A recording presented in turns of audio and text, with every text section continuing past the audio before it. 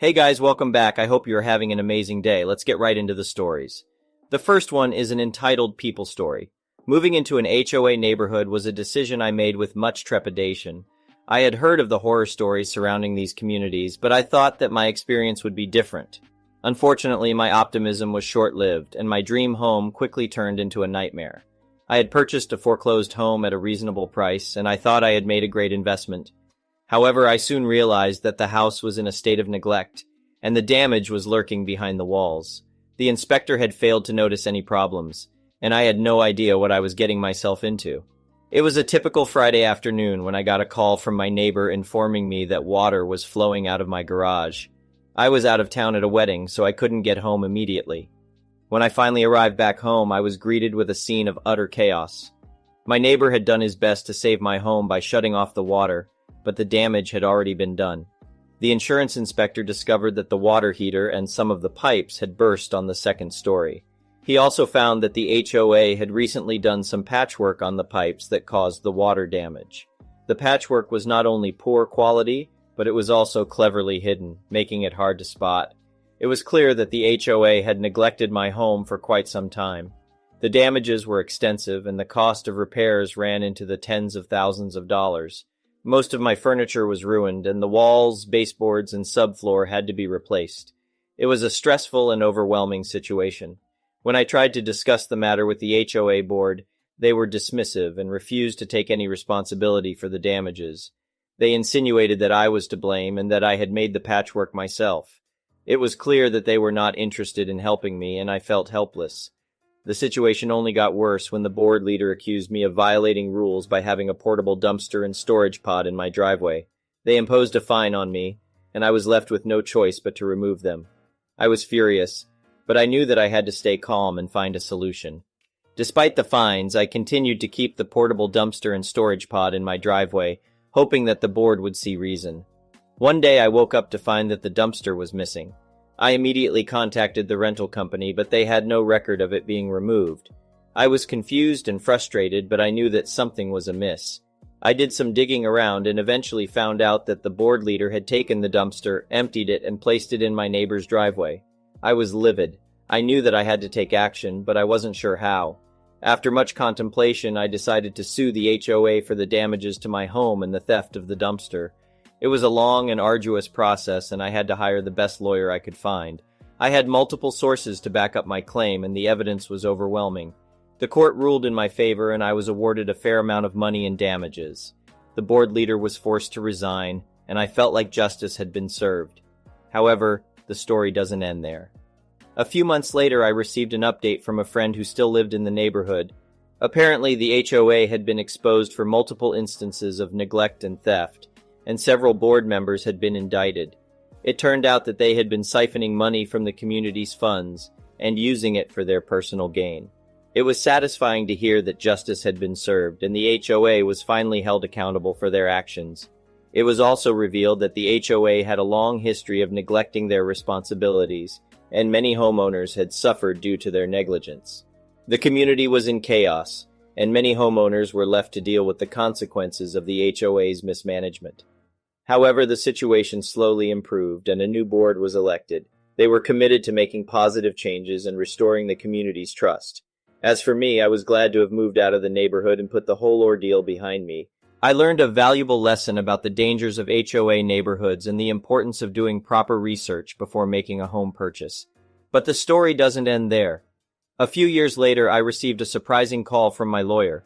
It turned out that the HOA had filed for bankruptcy, and they were unable to pay the damages they owed me. I was devastated.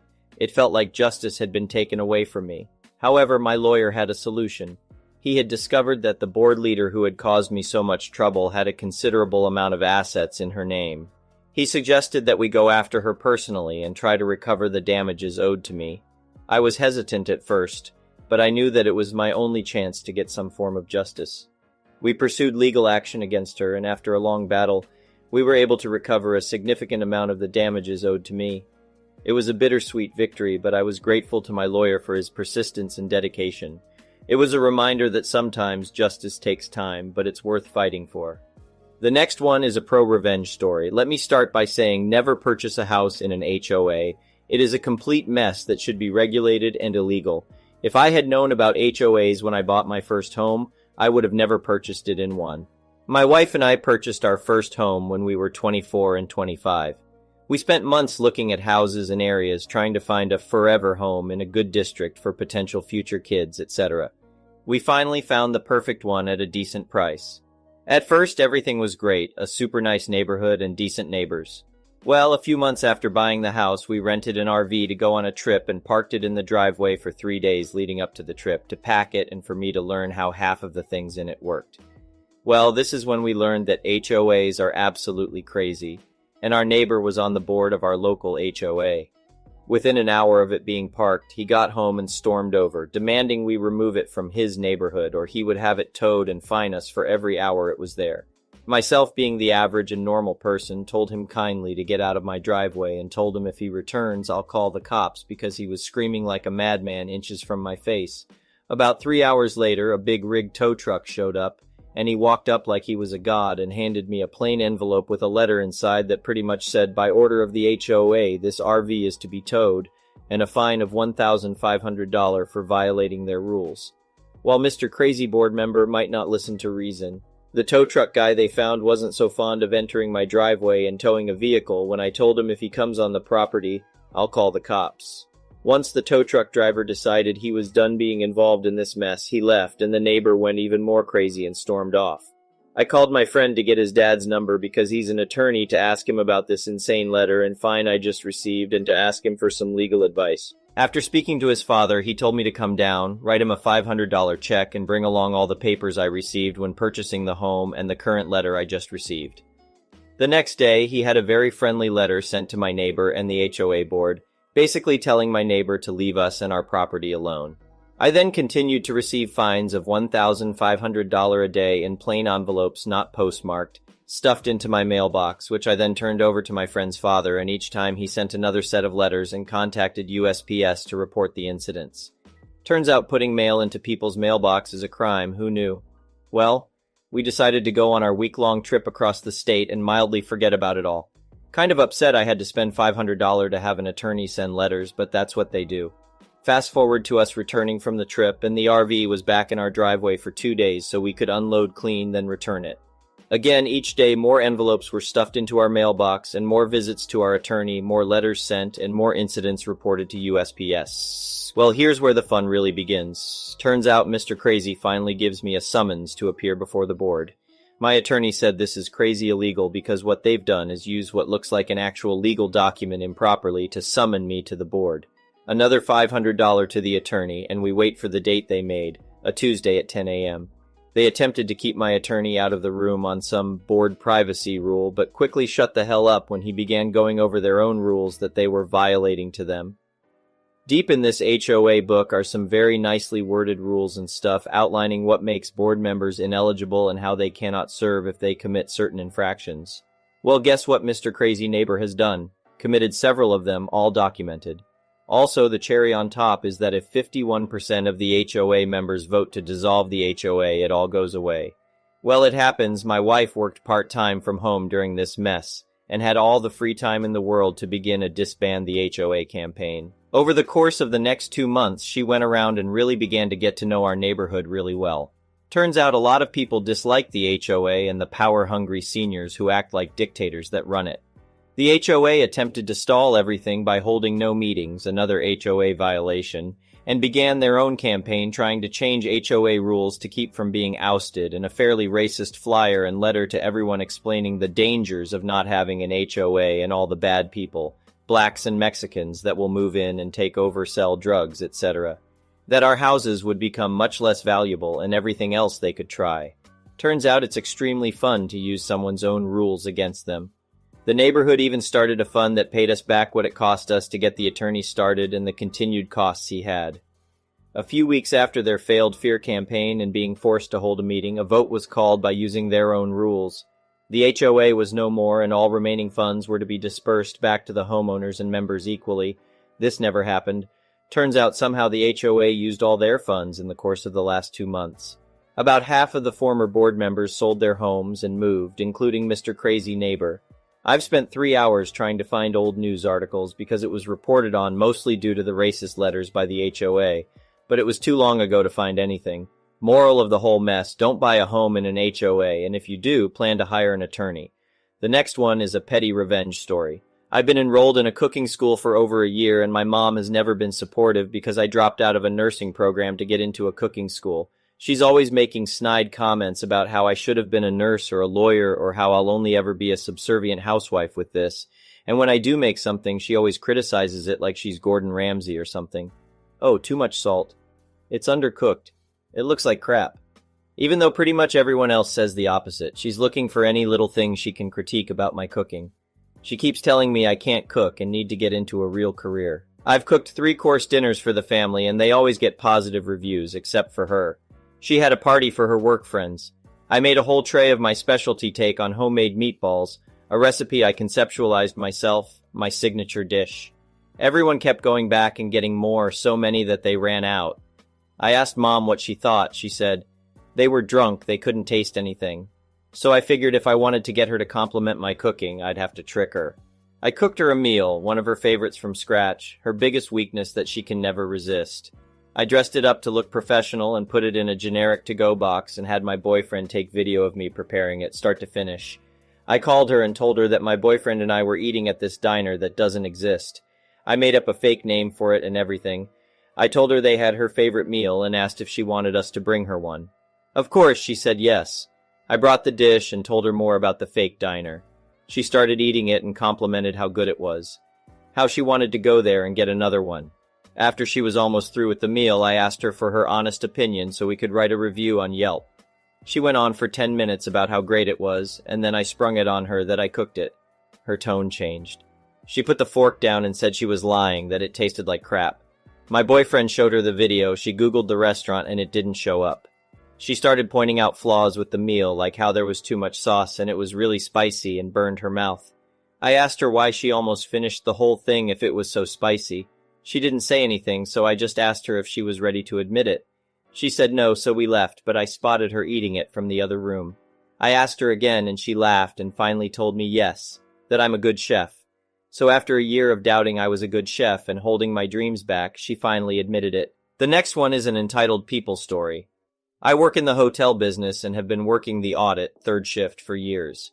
In that time, I have seen a lot of stuff. Sleepwalkers without any clothes, old ladies wanting me to be fired because I wouldn't break the rules for them, having a gun pointed at me during a robbery, people injuring themselves so they could get a free night, someone tearing up a room, then going to the manager and seriously asking, "Sir, may I have a room?"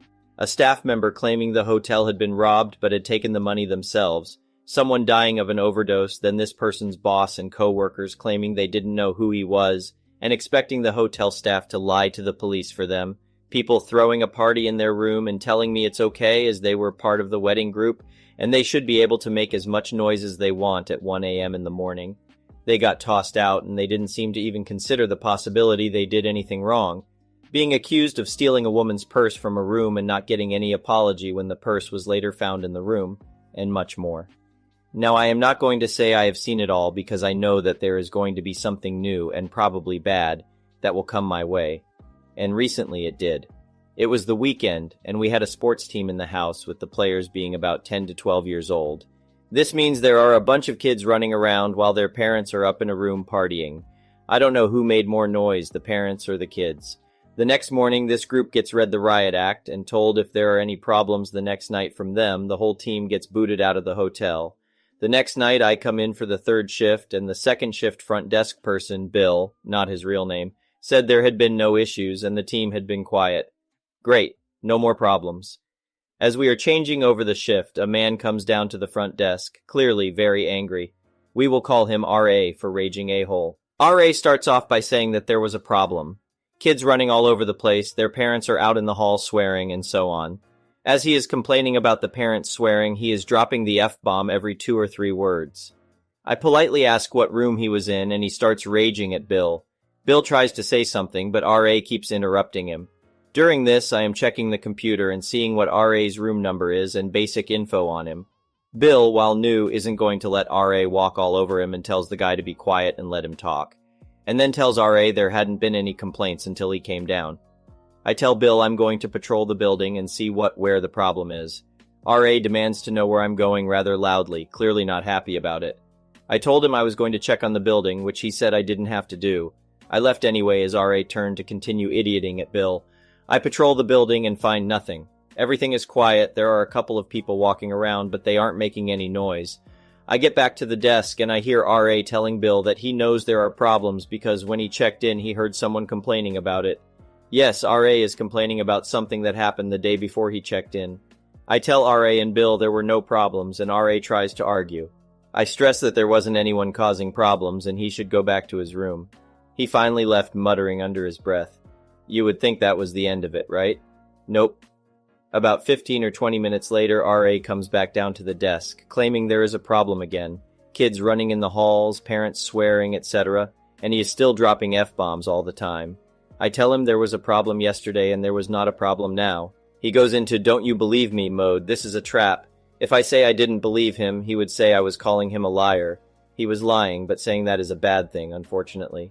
So I told him I believe my eyes, which he didn't have a comeback for. Then he goes back to, you got a problem, and that guy didn't know anything. By this time, I am getting sick of him dropping F-bombs all the time and tell him if he does not stop swearing, I would kick him out and I could do it legally, which is true. My state has a law that you can kick people out of a hotel for excessive swearing. RA was very shocked by that. You're going to kick me out, but what about those kids? Those kids aren't causing me any problems. You are causing me problems. Now, if there isn't anything else, I have another guest to take care of. RA walked away muttering, he's 3 days old, he doesn't know anything. I think he was talking about Bill rather than me. Fortunately, I didn't hear from RA again. Apparently, he thought if I would admit something was wrong, he could get a free room as a result. The next one is an entitled parent story. So, my wife and I have 2 kids, a nearly 3-year-old and an 18-month-old. We won a cruise to the Bahamas for 2 people, meaning the kids couldn't go. My mother volunteered to watch the kids. Great, it's all settled. We're going to get away for a week and have some time for ourselves. As the date approaches, Mom starts talking about having the kids at her house for the week.